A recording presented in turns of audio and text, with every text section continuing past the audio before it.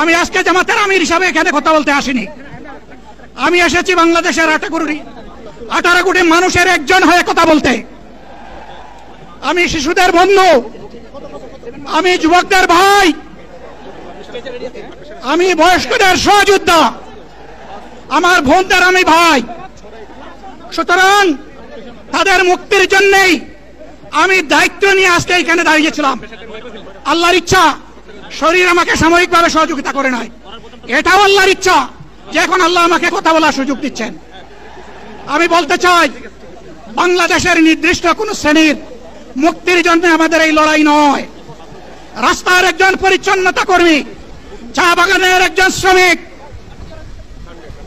রক্ত পানি করে ঘাম জড়ানো আমার একজন রিক্সা চালক ভাই, মাঠে ময়দানে বাংলাদেশের মানুষের মুখে যারা এক মুঠো ভাত তুলে দিতে চায়, আমার সেই কৃষক বন্ধুটি, আমি